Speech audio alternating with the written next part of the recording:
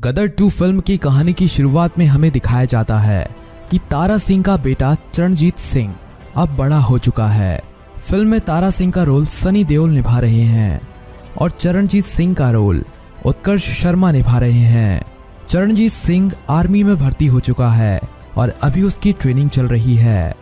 Training खत्म होने के बाद चरणजीत सिंह अपने घर पर आया हुआ है और सनी देओल और अपनी माँ सकीना के साथ रह रहा है। फिल्म में सकीना का रोल अमीषा पटेल निभा रही है। घर में खुशी का माहौल है क्योंकि तारा सिंह ने अपने बेटे की शादी पक्की कर दी है और चरणजीत सिंह की शादी सिमरत कौर से होने वाली है। अगले कुछ ही दिनों में चरणजीत सिंह की शादी होने वाली थी। तभी चरणजीत सिंह को खबर मिलती है कि भारत की पाकिस्तान के साथ लड़ाई शुरू हो चुकी है और अब उसे जल्द से जल्द अपनी ड्यूटी ज्वाइन करनी पड़ेगी। इसीलिए चरणजीत सिंह जल्दी से तैयार होकर अपनी ड्यूटी ज्वाइन करने के लिए निकल पड़ता है। उसकी माँ सकीना उसे जाने से रोकती है और कहती है कि पहले तुम्हारी शादी हो जाए फिर चले जाना। लेकिन चरणजीत सिंह कहता है कि मैं अपने देश को छोड़कर अपनी खुशियों के बारे में नहीं सोच सकता। इतना कहकर चरणजीत सिंह अपने घर से चला जाता है। दूसरी तरफ हमें भारत और पाकिस्तान का युद्ध दिखाया जाता है जिसमें भारत के सैनिक पाकिस्तान से लोहा ले रहे थे और चरणजीत सिंह भी अपनी ड्यूटी पर लौट चुका था और पाकिस्तान के सैनिकों से लड़ रहा था। इसी तरह कई दिन बीत जाते हैं और आखिरी में पाकिस्तान हार मान लेता है और सरेंडर कर देता है।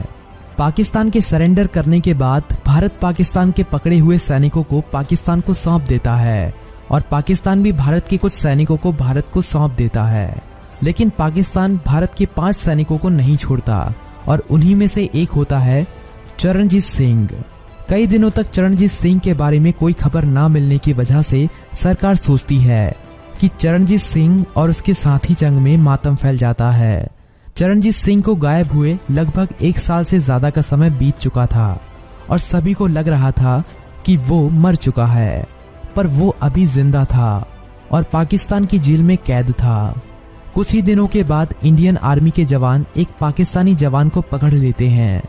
थोड़ा टॉर्चर करने के बाद वो पाकिस्तान का जवान बताता है कि 1971 के युद्ध के बाद जो भारत के 5 जवान गायब हुए थे वो आज भी जिंदा हैं और पाकिस्तान की जेल में कैद हैं। जब सरकार को ये बात पता चलती है तो सरकार पाकिस्तान की आर्मी से इसका जवाब मांगती है, पर पाकिस्तान आर्मी बताती है कि उन्होंने भारत के किसी भी जवान को कैद करके नहीं रखा है।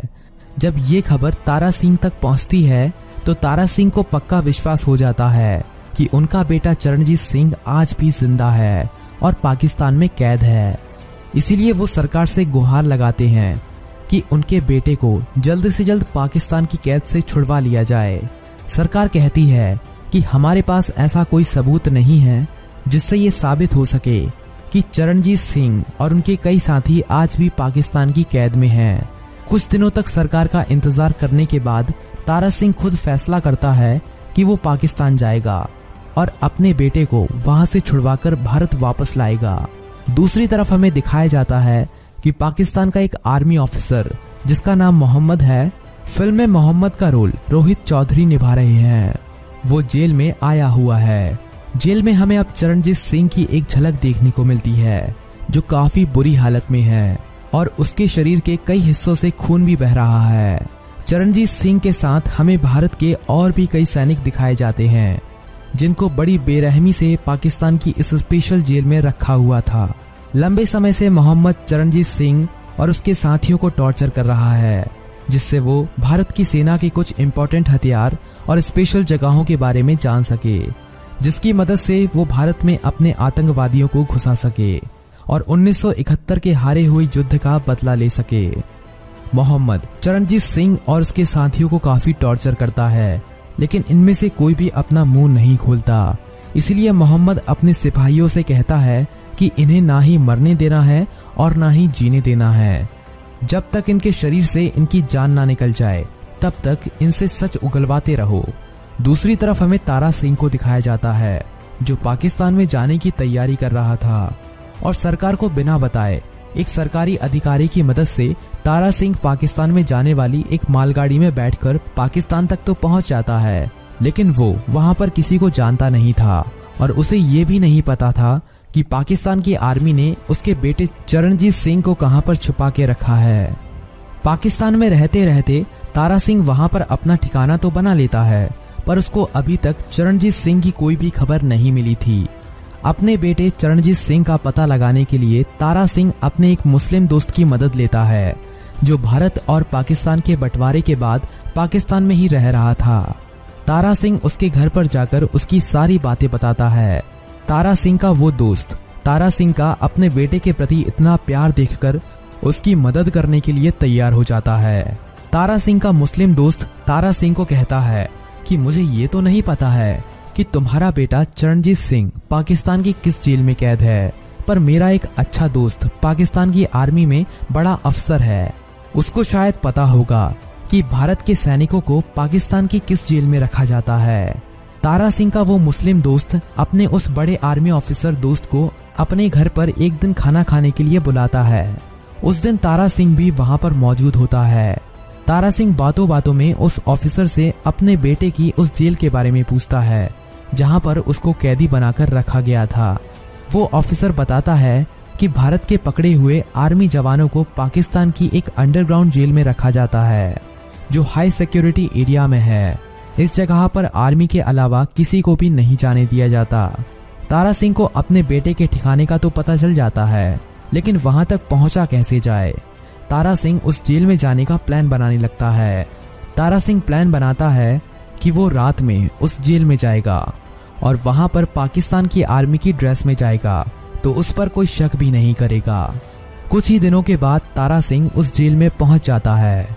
चारों तरफ अंधेरा ही अंधेरा था और इस अंधेरे के बीच में तारा सिंह पाकिस्तान की आर्मी के एक जवान को पकड़ लेता है और उसे वहीं पर मारकर उसकी ड्रेस पहनकर उस जेल में उसी जवान का आई कार्ड इस्तेमाल करके घुस जाता है। तारा सिंह जेल के काफी अंदर तक चला जाता है, पर किसी को उस पर शक नहीं होता। लेकिन तारा सिंह को चरणजीत सिंह के बारे में कोई खबर नहीं मिलती। तभी उसको एक जवान के चिल्लाने की आवाज आती है, जिसको जमीन के अंदर कैद करके रखा गया था। तारा सिंह उस अंडरग्राउंड जेल का दरवाजा खोलता है तो उसे भारत के कुछ जवान देखते हैं और उन्हीं के बीच में होता है चरणजीत सिंह। चरणजीत सिंह की इतनी बुरी हालत देखकर तारा सिंह भी वहां पर रोने लगता है और उनसे कहता है कि घबराओ मत, मैं आ गया हूँ, मैं अब हर एक जवान को वापस भारत ले जाऊंगा। तारा सिंह एक एक जवान को वहां से निकालना शुरू करता है और आखिरी में चरणजीत सिंह को लेकर वहां से निकल जाता है। बीच में कुछ जवान तारा सिंह को देख लेते हैं और उनका पीछा करने लगते हैं। तारा सिंह उन सभी भारत के जवानों को आगे भेज देता है और जो पाकिस्तान के जवान इनका पीछा कर रहे थे उन सभी जवानों को वहीं पर मार देता है। तभी पूरी जेल में भगदड़ मच जाती है कि भारत के सभी जवान जेल से भाग गए हैं। जब ये खबर मोहम्मद तक पहुंचती है तो वो पाकिस्तान की सभी सीमाओं पर सिक्योरिटी बढ़ा देता है और भारत के उन सभी जवानों और तारा सिंह को ढूंढने के लिए इधर उधर भागने लगते हैं। दूसरी तरफ तारा सिंह सभी जवानों को लेकर एक जंगल में छिपकर बैठा था और पाकिस्तान से बाहर निकलने का इंतजार कर रहा था। मोहम्मद को खबर मिलती है कि भारत के भागे हुए उन जवानों को जंगल की तरफ जाते हुए देखा गया है। तभी मोहम्मद अपने जवानों की एक टुकड़ी को लेकर जंगल की तरफ रवाना होता है। अब मोहम्मद जंगल में सर्च ऑपरेशन शुरू करता है, लेकिन तारा सिंह और भारत के जवान मिलकर उन सभी पाकिस्तान के जवानों को वहीं पर मौत की नींद सुला देते हैं। मोहम्मद कई बार इन पर हमला करता है, लेकिन तारा सिंह अपनी चतुराई से और अपनी ताकत से इन सभी जवानों को या तो वहां से भगा देता है या उन्हें मार देता है। तभी तारा सिंह को पता चलता है कि इसी जंगल में एक नदी बहती है जो आगे चलकर भारत की सीमा में दाखिल होती है। तारा सिंह इस नदी के जरिए ही भारत में जाने का प्लान बनाता है। तारा सिंह उन सिपाहियों की मदद से नाव बनाना शुरू करता है। एक ही दिन में तारा सिंह नाव बनाकर तैयार कर देता है और रात में उस नदी की मदद से भारत की सीमा में दाखिल होने का प्लान बनाता है। लेकिन मोहम्मद भी जानता था कि इसी जंगल के अंदर से एक नदी बहती है जो सीधा भारत में जाती है। इसीलिए मोहम्मद भी नदी पर नजर रखना शुरू कर देता है और जहां से ये नदी भारत की सीमा में दाखिल होती थी वहां पर अपने सैनिक की एक टुकड़ी खड़ी कर देता है। अब तारा सिंह अपने सभी जवानों को रात में उस नदी की मदद से भारत की सीमा में दाखिल होने ही वाले थे, तभी मोहम्मद के जवान इन्हें देख लेते हैं और उन पर हमला शुरू कर देते हैं। लेकिन तारा सिंह और भारत के वे जवान जो पाकिस्तान की सेना से हथियार छीने थे, उन्हीं से इनके ऊपर हमला शुरू कर देते हैं। अब ये भारत की सीमा से थोड़ी दूरी पर ही थे, तभी मोहम्मद भी वहां पर पहुंच जाता है और अब तारा सिंह और मोहम्मद का आमना सामना होता है। तारा सिंह मोहम्मद को मार देता है और भारत की सीमा में दाखिल हो जाता है। भारत की सीमा में दाखिल होते ही भारत की सेना इन्हें पहचान लेती है और इन सभी को वहां से सीधा अपने हेडक्वार्टर्स ले जाती है और फिल्म यहीं पर खत्म हो जाती है। आदि पुरुष का टीजर बच्चों जैसा क्यों है, इनकी सीजीआई और वीएफएक्स मिस्टेक बताऊंगा मैं। तो सबसे पहले ही शॉट में ये जो पंछी दिखाए हैं ये इन्होंने सेम ही रिपीट कर दिए हैं बार बार। इसके बाद इन्होंने ये जो सस्ते तंपे साच यूज किए हैं, इनमें कोई मोशन ब्लरी नहीं डाला, जिसकी वजह से बहुत अनरियलिस्टिक लगता है ये। फिर ये रावण का 10 सिर वाला सीन अगर देखें तो मास्किंग भी ढंग से नहीं की इन्होंने, बहुत सस्ता काम किया है। उसके बाद यहाँ पर हवा के कारण सीता जी का दुपट्टा तो उड़ते हुए दिखाया है, लेकिन उस हवा से एक भी पत्ता नहीं हिल रहा है इस सीन में। और सीता जी पता नहीं क्यों झूले से उतरते समय हवा में उड़ते हुए दिखाई गई है। फिर यहाँ पे हनुमान जी उड़ रहे हैं इतनी तेज स्पीड में, लेकिन ये माला बिल्कुल पीछे नहीं जा रही इनर्शिया के कारण। उसके बाद रावण की लंका का ये सीन पूरा डार्क है, लेकिन हमारा सैफ एकदम फेयर एंड लवली लगाया हुआ गोरा चिट्टा दिखाया है, थोड़ा डार्कनेस डाल देते हैं इन पे भी। और इसी सीन की चमकादड़ अगर थोड़ी ध्यान से देखें तो ग्रीन स्क्रीन भी ढंग से रिमूव नहीं हुई है इनसे, ये देखो ग्रीन टिंट दिख रहा है थोड़ा थोड़ा। फिर इस मेन शॉट में जो इनके पीछे वानर सेना दिखाई गई है उसमें इन्होंने सेम ही वानर को रिपीट कर दिया है बस, इसलिए